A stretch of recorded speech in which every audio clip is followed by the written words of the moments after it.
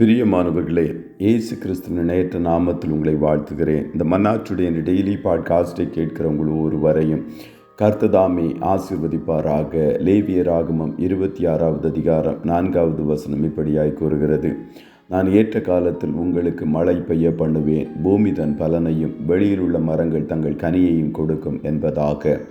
ஏற்ற காலத்தில் மழை பெய்ய பண்ணுவேன், I will send rain in its season என்ற தலைப்பின் கீழ் இன்றைய மன்னாவை தியானிக்கப் போகிறோம். தேவன் ஆசீர்வாதத்தையும் சாபத்தையும் இஸ்ரவேல் ஜனங்களுக்கு முன்பு வைத்ததை உபாகமம் 28ஆம் அதிகாரத்திலும் லேவியராகமம் 26ஆம் அதிகாரத்திலும் வாசிக்க முடியும். அவர்கள் ஓய்வு நாட்களை ஆசரித்து பரிசுத்த ஸ்தலத்தை குறித்து பயபக்தியோடு காணப்பட்டு விக்கிரகங்களுக்கு விலகி கர்த்தருடைய கட்டளைகளையும் கற்பனைகளையும் கைக்கொள்ளும் போது ஆசீர்வாதத்தை ஏற்ற காலத்தில் மழையைப் போல பெய்ய பண்ணுவேன் என்று கர்த்தர் வாக்கு கொடுத்தார். கர்த்தருடைய பிள்ளைகளே, வேதத்தில் ரட்சிப்பை தவிர மற்ற எல்லா ஆசீர்வாதங்களும் நிபந்தனைகளோடு கூடியதாய் காணப்படுகிறது.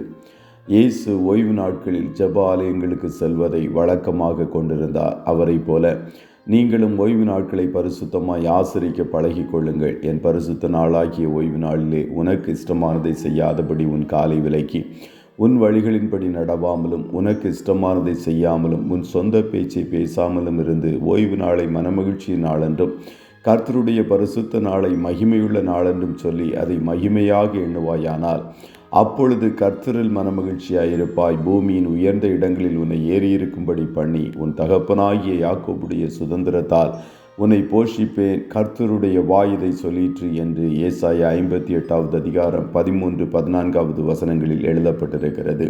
அதுபோல சபை கூடி வருதலை சிலர் விட்டுவிடுகிறது போல நீங்களும் விட்டுவிடாமல் ஒருவருக்கொருவர் புத்தி சொல்லி உற்சாகப்படுத்துங்கள் என்று எபிரேயர் 10:25 கூறுகிறது. இந்நாட்களில் ஓய்வு நாட்கள் என்பதும் சபை கூடி வருவது என்பதும் அநேகருக்கு சலிப்பாக போய்விட்டது.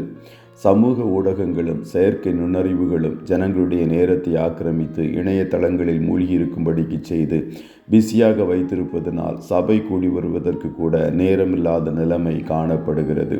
வேதத்தை வாசிப்பதற்கும் அவைகளின்படி செய்வதற்கும் கூட விருப்பம் குறைந்து கொண்டே போகிறது. கர்த்தருடைய ஆசீர்வாதங்களை வாஞ்சிக்கிறோம், ஆனால் அதை சுதந்தரிப்பதற்குரிய காரியங்களை செய்ய தவறுகிறோம்.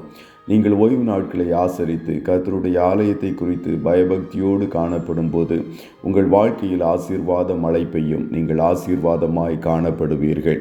கர்த்ததாமே உங்கள் ஒவ்வொருவரையும் ஆசீர்வதிப்பாராக. ஜெபம் செய்வோமா? நல்ல தகப்பனை, உம்மை நன்றியோடு துதிக்கிறோம். இந்த மன்னாற்றுடைய இந்த டெய்லி பாட்காஸ்டை கேட்கிற உடைய பிள்ளைகள் ஒவ்வொருவரையும் கர்த்தனீர் ஆசீர்வதிப்பீராக. தகப்பனே, உடைய பிள்ளைகள் ஓய்வு நாட்களை கனப்படுத்தி உடைய சமூகத்தில் பயபக்தியோடு வந்து உம்மை ஆராதிக்கும் பொழுது நீர் இவர்களை ஆசீர்வதிப்பேன் என்று வாக்கு கொடுத்தீரே, அதற்காய் ஸ்தோத்திரம். உம்முடைய பிள்ளைகளுடைய வாழ்க்கையில் ஆசீர்வாதமான மழை பெய்யட்டும் என்று சொல்லி வாழ்த்துகிறேன்.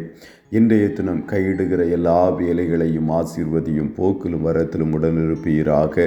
கண்மணி போல காத்தருளும். நன்மையானவைகளை பேசுகிற இயேசுவின் இரத்தத்தின் பாதுகாப்பிற்குள்ளாய் ஒவ்வொருவரையும் கொடுத்து இயேசுவின் நாமத்தில் வாழ்த்தி ஜெபிக்கிறோம் நல்ல பிதாவே.